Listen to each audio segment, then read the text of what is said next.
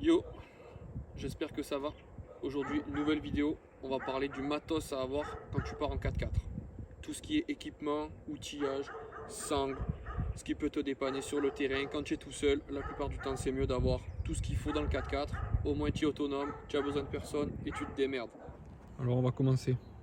Sangle de traction, sangle kinétique. Des gants.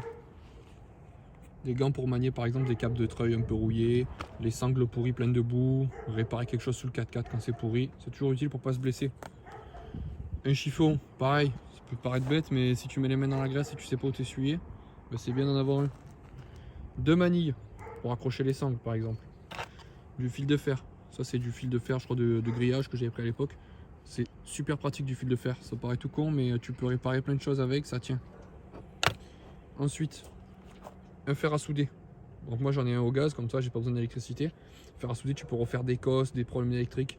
Tu refais tout avec un fer à souder. Il prend pas de place, donc ça le prend dans le 4x4. Des multiples sangles. Donc j'ai des petites sangles à cliquer, des sangles basiques, des sandos. Voilà, ça peut toujours servir. Grosse sangle à cliquer. Ça c'est une grosse sangle à cliquer de poids lourd. Celle-là elle est super solide, tu peux fixer du lourd avec, donc ça on prend. La douille de 54 pour resserrer les roulements. Ça c'est super pratique.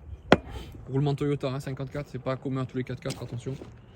Là, un peu de câble électrique pour refaire tout ce qui va être par exemple alimentation de pompe à eau pour la douche. Des choses comme ça, ça peut servir, un chauffage basto qui est en panne ou quoi, un problème électrique. Ça m'est déjà arrivé de devoir avoir du fil électrique, donc on en a. La caisse à outils, c'est là que tout se passe. Donc, je vais pas tout sortir parce que tout le monde a une caisse à outils. Il faut un minimum syndical. Donc des tournevis, plats, cruciformes, marteau, des clés plates, des clés à œil, une clé à griffe, tout ce qu'il faut dans une caisse à outils. Quelques pinces coupantes, pinces multiprises. Voilà. Ensuite, la petite trousse avec le petit cliquet et les petites douilles. Donc ça c'est très pratique aussi d'en avoir de toutes les tailles. Je crois que j'en ai en double, en triple, mais il faudrait que je trie un jour. Il vaut mieux en avoir un peu plus que pas assez.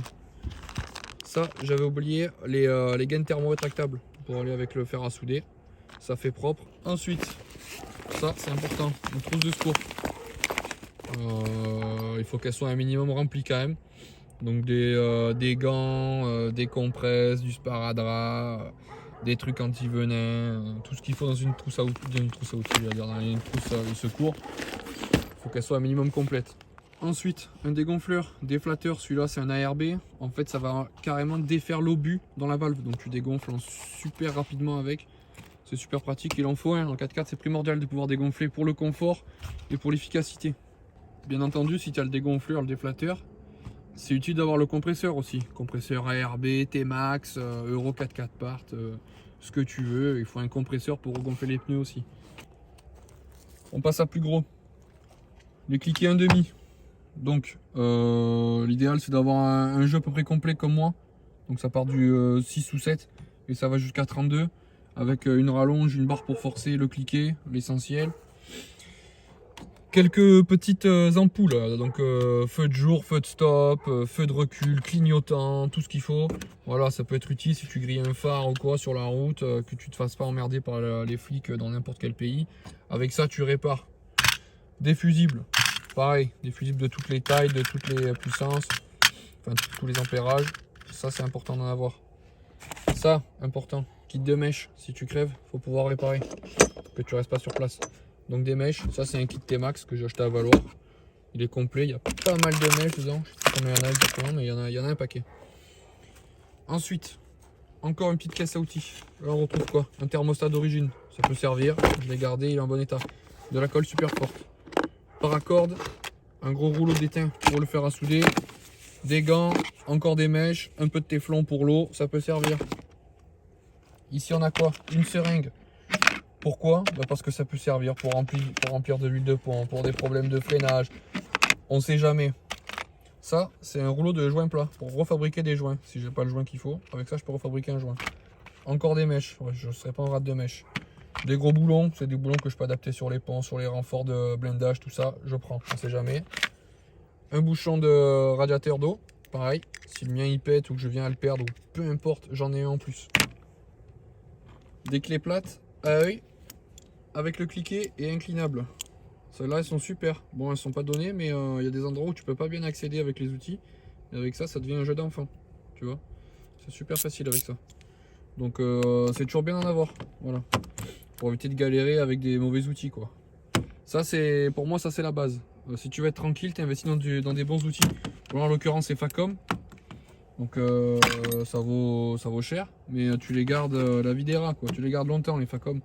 Donc moi j'investis que dans des bons outils, j'achète pas des outils de merde. Au moins c'est fiable, je suis sûr de pas les casser. Et je les garde longtemps. C'est un investissement à long terme les outils. Une paire de câbles, ça paraît bête mais ça peut servir. Si tu n'as pas de chargeur de batterie ou de booster, tu prends une paire de câbles et tu peux toujours te débrouiller en trouvant la moindre bagnole qui traîne dans le coin. Le mec il s'arrête, il peut te faire démarrer. Le high lift, alors ça peut servir pour ceux qui ont des gros pare-chocs, des tubes et tout, et ceux qui n'ont rien aussi. Pourquoi je dis ça? Moi je m'en suis déjà servi pour faire un tir fort en fait. Donc si tu n'as pas de treuil, tu es en panne de batterie ou quoi, ou que tu es bloqué dans un bourbier, qu'il n'y a personne, tu es tout seul, grâce à ce petit lift, enfin le gros lift, et une sangle de traction, donc une rigide et pourquoi pas même la souple, ça peut servir. Tu vas te faire un tir fort, tu vas t'accrocher à un arbre et tu vas lifter avec ton lift et tu vas te sortir. Moi j'ai déjà réussi à me sortir comme ça m'a bien sauvé la vie. Donc maintenant je le prends toujours. Une hache pour le bois, ça c'est important pour pas le feu au bivouac. Là on voit pas mais j'ai un petit spot de bivouac pour aller voir le soir, ça aussi c'est important. Ensuite on va passer à ce que j'ai dans le tiroir. Donc de le tiroir on a quoi? On a des sardines pour fixer par exemple l'annexe de ma tente, une balayette, quand tu fais de la poussière, du sable, bah, c'est bien de pouvoir balayer dans ton 4x4 pour pas que ce soit le bordel, une petite bouteille de gaz, un peu d'huile moteur qu'il faut que je le remplisse, du nettoyant frein pour nettoyer la merde quand tu bricoles, du liquide de refroidissement, là un peu de liquide de frein, une bombe anti-crevaison, pareil, ça peut être utile, de l'huile de pont, pareil, ça c'est primordial d'en avoir, surtout quand tu fais des grands raids, un peu de tuyau d'arrosage pour remplir le réservoir d'eau, donc moi je prends tout ça, et au moins je peux remplir de loin dans une rivière et tout. Là pareil, je vais avoir un sachet dedans, j'ai de la paracorde, j'ai encore des sardines, ça peut toujours servir. Ici on a quoi? On a le barbecue, donc bon, c'est pas primordial, mais ça peut servir un petit barbecue. Alors ça c'est des plaques de désensablage Amazon classique, 90 €. Est-ce que c'est des merdes? Oui et non. Je les ai vues en action, mon père au Maroc s'en est servi. Elles ont duré 2 minutes. Durée de vie 2 minutes, voilà, c'est usage unique. Après ça l'a aidé. Donc bon, moi je les ai parce que je sais que je m'en sers jamais. Le jour où je vais en avoir besoin, ben écoute, elles seront là, je vais m'en servir une fois, je les jetterai. Si j'en ai l'occasion, j'investirai dans des Max Track. Mais pour le peu d'utilité que j'en ai, voilà, ça fait l'affaire, 90 balles. Il y a un truc aussi qui peut paraître bête, mais qu'on a tous tendance à oublier, c'est les docks techniques. Ça, c'est ultra important. En cas de panne sur le 4x4, par exemple, il t'arrive une couille, un voyant ou quoi. Avec ça, tu sais ce que c'est. Le réchaud, c'est pareil. S'il marche pas ou il y a un problème, avec ça, tu auras la solution. À 98% du temps, tu as la solution. Le chauffage Vevor, c'est pareil. Dedans, tu as les codes d'erreur, les codes défauts, il y a tout. Voilà, donc c'est important de l'avoir ça. Pour pas se retrouver bête avec une panne à la con que tu n'arrives pas à lire, t'as pas de réseau, je sais pas, tu n'arrives pas à résoudre. Il y a de fortes chances qu'avec ça tu puisses la résoudre la panne. Donc très important. Tout ce que vous rajoutez en électronique ou enfin tout ce que vous rajoutez tout court, vous avez une dock constructeur, prenez-la. Voilà, c'est super important ça. Truc tout bête, les choses que vous allez vous servir souvent quand vous partez. Mettez-les à des endroits stratégiques, des endroits faciles d'accès. Si à chaque fois pour sortir le moindre truc, il faut déballer tout le 4x4, ça va vite te saouler. Donc mets les choses utiles que tu te sers souvent à des endroits pratiques et faciles. Voilà, tu tends la main, par exemple le dégonfleur, moi il est sous le siège. Je sais que je dégonfle souvent, j'ai juste à mettre la main sous le siège. Si à chaque fois je veux dégonfler, il faut que j'aille dans le coffre, j'ouvre les tiroirs, je m'en sors pas. Dégonfleur il va sous le siège. Les fusibles pareil, dans la portière. Si j'ai besoin d'un fusible que j'ai pas accès au coffre, je suis comme un con. Donc les trucs utiles, vraiment à des endroits faciles d'accès.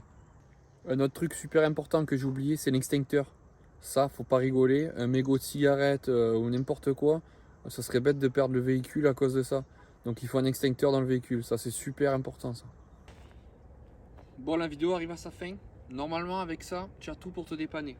Tu devrais pas rester en rade. Moi, c'est avec mes années de 4x4 expérience que je me suis fait tout ce, on va dire, ce petit attirail. Petit à petit, j'ai rajouté ce qui me manquait. Aujourd'hui, il me manque pas grand chose à ce que je sache. Je vois pas ce que je pourrais rajouter. Donc avec ça, normalement, tu dois pouvoir te dépatouiller dans les moindres recoins du monde. Tu vas pas rester en rade bêtement parce qu'il te manque la petite douille ou le petit morceau de fer ou le petit morceau de câble. Là, normalement, tu as tout pour te débrouiller, te dépanner un minimum. Et après, pour tout ce qui est gros dépannage, tu trouves une ville ou un petit village, il y aura toujours quelqu'un pour te dépanner, pour t'aider. Pas besoin de prendre le poste à souder, l'étau dans le 4x4, ça sert à rien. Voilà, ça sert à rien du tout, à part si tu fais le Dakar. Là, pour partir en raid ou partir en week-end avec les copains, voilà, ça devrait suffire largement. Maintenant, si tu trouves qu'il manque un truc ou que tu as une idée de rajouter un truc utile, n'hésite pas à le marquer en commentaire. J'ai pas la science infuse et je suis pas le big boss des outils. Donc s'il manque un truc, ben, n'hésitez pas à le mettre. Comme ça, ça fera un beau petit garage dans le 4x4 et tu seras prêt pour faire le tour du monde en autonomie sans...